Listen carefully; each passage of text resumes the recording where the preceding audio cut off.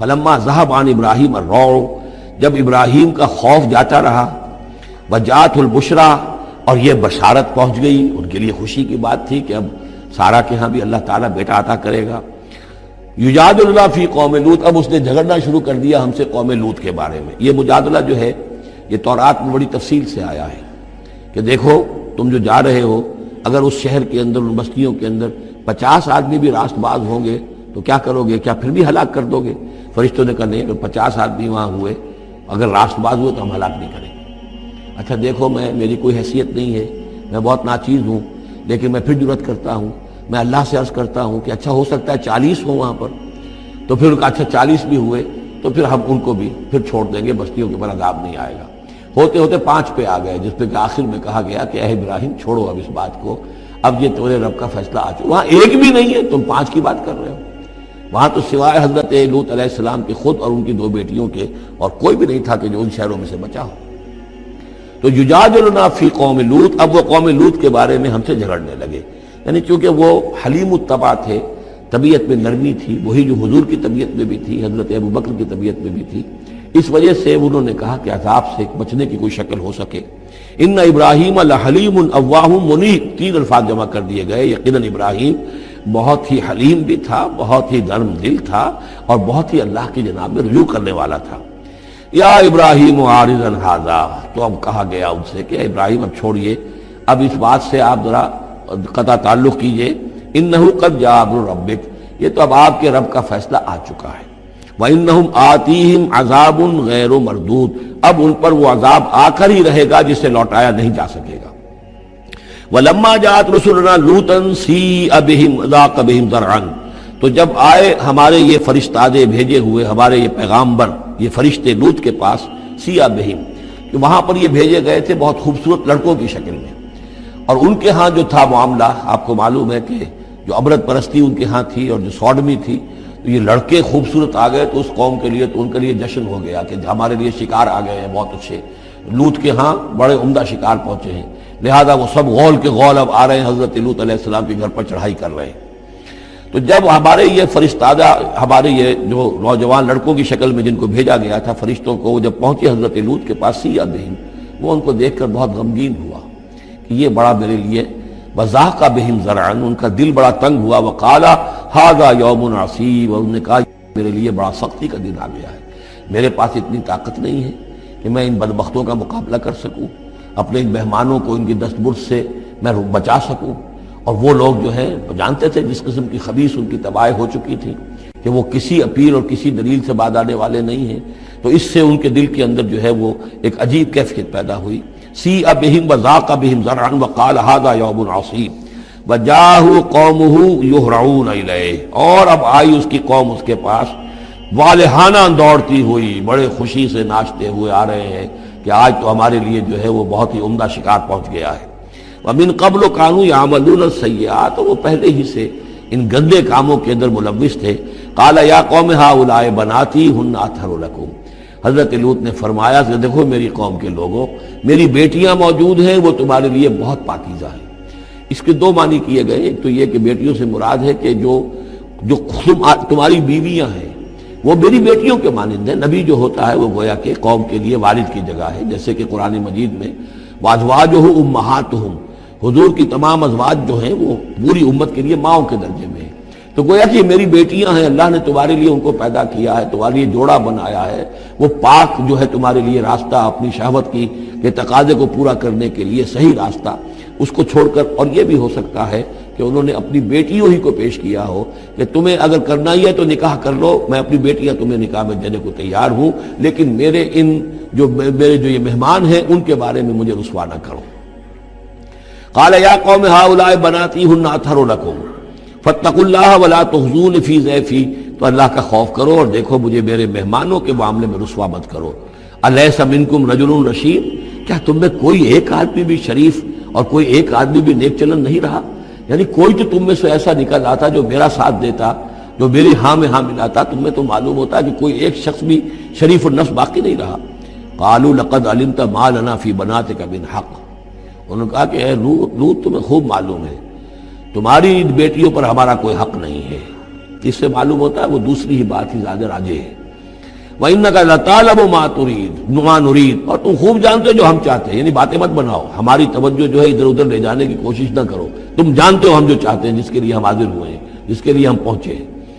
قَالَ لَوْ أَنَّ لِي بِكُمْ قُوَّةً، انہوں نے کہا کاش کہ میرے پاس تمہارے مقابلے کے لیے کوئی طاقت ہوتی، او آوی الی رکن شدید، یا وہ کوئی قلعہ ایسا ہوتا جس میں مضبوط میں جا کر پناہ لے لیتا اور تم سے اپنے آپ کو اور اپنے مہمانوں کو بچا لیتا۔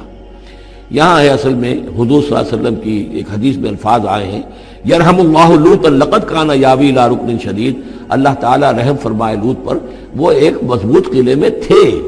اللہ تعالیٰ کی حفاظت تو انہیں حاصل تھی، لیکن یہ کہ اس وقت جو صورت بن گئی تھی ان کے لیے، جیسے جب جادوگروں نے جو اپنے انچر پھینکے تھے اور وہ بھی بن گئے تھے فرعون کے دربار میں، وہ بھی شکل اختیار کر لی تھی انہوں نے سانپوں کی، تو حضرت موسیٰ پر بھی وقتی طور پر خوف طاری ہو گیا تھا۔ تو بن بنائے طبع بشری خوف کا ہو جانا یہ کوئی نبوت کی عصمت کے منافی نہیں ہے۔ تو یہاں پر بھی اللہ تعالیٰ کی حفاظت تھی، اور جیسا کہ آیا فرشتوں نے پھر ذرا سا ایک ہاتھ ہلایا اور سب کے سب اندھے ہو گئے، وہ اس طرح کا معاملہ تفاصیل تورات میں ہے۔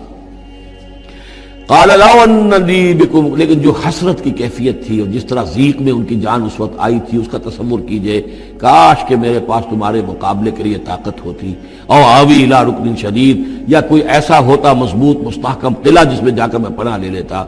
قالوا یا لوط انا رسول ربک، ان فرشتوں نے کہا اے لوط گھبرائیں نہیں، ہم آپ کے رب کے پیغامبر ہیں، بھیجے ہوئے ہیں، لن یصلوا الیک، یہ آپ تک پہنچ ہی نہیں پائیں گے، آپ کو کوئی گردن نہیں پہنچا سکیں گے، آپ بالکل اطمینان رکھیں۔ فَأَسْرِ بِأَهْلِكَ بِقِطْعٍ مِّنَ اللَّيْلِ، اور بھی رات کا ایک حصہ جو باقی ہے اس میں آپ اپنے اہل کو لے کر، اپنے گھر والوں کو لے کر نکل جائیے اس بستی سے۔ وَلَا يَلْتَفِتْ مِنْكُمْ أَحَدٌ، اور کوئی بھی آپ میں سے پیچھے نہ دیکھے، پیچھے توجہ نہ کرے، پیچھے کی طرف کوئی خیال نہ آئے کہ ہمارے دوست تھے اور ہمارے یہ تھے اور ہمارے عزیز تھے، إِلَّا امْرَأَتَكَ، اور آپ کی بیوی بھی ساتھ نہیں جائے گی، وہ بھی یہیں رہے گی۔ یہ دو بیویاں ہیں جلیل القدر پیغمبروں کی، جن کا ذکر پھر آئے گا بڑی وضاحت کے ساتھ سورہ تحریم میں۔ ایک حضرت نوح علیہ السلام کی بیوی اور ایک حضرت لوط کی بیوی، کہ یہ اگرچہ کہ کانتا تحت عبدین من عبادنا صالحین فخانتاہما فلم یغنیا عنہما من اللہ شیئا، اگرچہ وہ ہمارے دو بہت ہی نیک اور بہت ہی برگزیدہ بندوں کے تحت تھی، ان کے گھروں میں آباد تھی، لیکن یہ کہ انہوں نے خیانت کی، اور اس کے نتیجے میں یہ ہے کہ پھر وہ اللہ تعالیٰ کے عذاب سے ان کے شوہر انہیں بچا نہیں سکے، نہ حضرت نوح بچا سکے اپنی اس بیوی کو، اور نہ حضرت لوط بچا سکے اپنی اس بیوی کو۔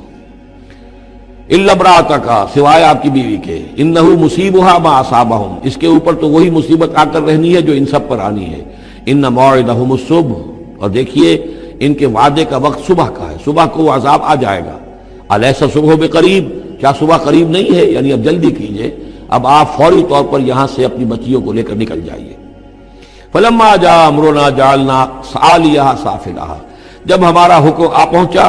ہم نے اس کے اونچے کو نیچا کر دیا، یعنی کسی بستی کو تلپٹ کیا جائے تو چھت نیچے ہو جائے گی اور جو بنیادیں اوپر آ جائیں گی، عالیہا سافلہا، الٹ کر رکھ دیا بستیوں کو۔ وامطرنا علیہا حجارۃ من سجیل، اور مزید ان کے اوپر ہم نے بارش برسائی کنکروں کی، پتھروں کی، یعنی یہ کہ ایک طرف تو یہ کہ کچھ زلزلہ آیا یا کچھ اور زمین میں دھماکہ ہوا، ایکسپلوژن ہوا جس سے وہ بستیاں الٹ گئیں، اور اس کے بعد یہ ہے کہ آسمان سے پھر بارش ہوئی ہے ان پر سجیل۔ یہ سجیل اصل میں فارسی کا لفظ ہے سنگ گل، سنگ گل یعنی یہ کہ مٹی جو ہے اگر کسی صحرا کے اندر تھوڑی سی پھوار پڑے اور زیادہ تیز بارش نہ ہو تو وہ ہر قطرے کے ساتھ تھوڑی سی مٹی مل کر وہ ایک چھوٹا سا دانہ بنتا ہے، اور وہ پھر دھوپ جب پڑتی ہے تو وہ پھر پک جاتا ہے، جیسے کہ کہیں آپ اینٹیں پکاتے ہیں اپنے بھٹیوں کے اندر، یہ پھر کہلاتی ہے سنگ گل، یعنی یہ پتھر تو ہے لیکن یہ پتھر نہیں ہے، یہ مٹی کے بنے ہوئے پتھر ہیں، کنکر ہیں۔ ان کنکروں کی بارش ہوئی جس کے اندر کہ اس کو بالکل دفن کر دیا گیا ان دونوں شہروں کو۔ منضود، تہ برتہ وہ جو بارش ہو رہی تھی کنکروں کی تہ برتہ، مسومۃ عند ربک، اور وہ نشان زد تھے تیرے رب کی طرف سے، یعنی ہر ایک کے لیے معلوم تھا کہ کس کو کون سا پتھر لگنا ہے اور کون سا جو شخص ہے اس کی ہلاکت کس کے ذریعے سے ہونی ہے۔ وما ہی من الظالمین ببعید، اور یہ ان ظالموں سے کوئی زیادہ دور نہیں ہے، یعنی جو مشرکین مکہ ہیں، جو قریش ہیں اور عرب کے جو مشرک ہیں، ان سے یہ بستیاں کوئی دور تو نہیں ہیں، اس لیے کہ یہ جب جاتے تھے فلسطین کی طرف اپنے قافلے لے کر تو یہاں سے گزرتے تھے۔ قوم سمود کا مسکن بھی ان کے راستے میں آتے تھے، قوم مدین کا علاقہ بھی ان کے راستے میں آتا تھا، پھر یہ عمورہ اور صدوم کی بستیوں کے جو ہے یہ بھی کچھ ان کے جو آثار باقی رہ گئے تھے وہ بھی آتے تھے۔ وَلُوطًا، اور ہم نے بھیجا تھا لوط کو، اذ قال لقومہ، جبکہ انہوں نے کہا تھا اپنی قوم سے، اتاتون الفاحشۃ وانتم تبصرون، کیا تم دیکھتے ہوئے فحش کا حرکت کا ارتکاب کرتے ہو؟ یعنی یہ بھی معلوم ہوتا ہے کہ ان کے ہاں یہ مسئلہ اس درجے گندگی کو پہنچ گیا تھا کہ علی الاعلان مجلس کے اندر یہ حرکتیں کرتے تھے۔ اَإِنَّكُمْ لَتَأْتُونَ الرِّجَالَ شَهْوَةً فِي دُونِ النِّسَاءِ، کیا تم مردوں کی طرف کا رخ کرتے ہو شہوت کے ساتھ عورتوں کو چھوڑ کر؟ بل انتم قوم تجہلون، لیکن تم تو واقعتاً یہ کہ بہت ہی جہالت میں مبتلا ہو چکے ہو۔ فما کان جواب قومہ، تو نہیں تھا اس کی قوم کا جواب، الا ان قالوا، مگر یہ کہ انہوں نے کہا، اخرجوا آل لوط من قریتکم، نکال باہر کرو لوط والوں کو، لوط کے گھر والوں کو اپنے شہر سے، انہم اناس یتطہرون، یہ تو بڑے پاک باز لوگ ہیں، بڑے طہارت اور بڑی پاکیزگی رکھنے والے لوگ ہیں۔ فانجیناہ واہلہ، تو ہم نے نجات دی اس کو اور اس کے گھر والوں کو، الا امرأتہ، سوائے اس کی بیوی کے، قدرناہا من الغابرین، یہ ہم نے مقرر کر دیا تھا کہ وہ پیچھے رہنے والوں میں ہوگی۔ وامطرنا علیہم مطرا، اور ہم نے ان پر ایک بارش برسائی، فساء مطر المنذرین، تو بہت ہی بری بارش تھی وہ کہ جو ان لوگوں پر برسائی گئی کہ جن کو خبردار کر دیا گیا تھا۔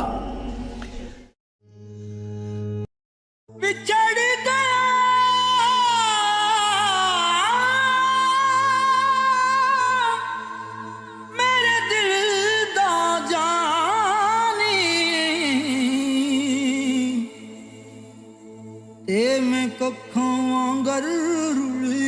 گئی، پھلاں نال نازک جندڑی، میری وچ کنڈیاں دے رل گئی، کم سجنا دے مار مکا،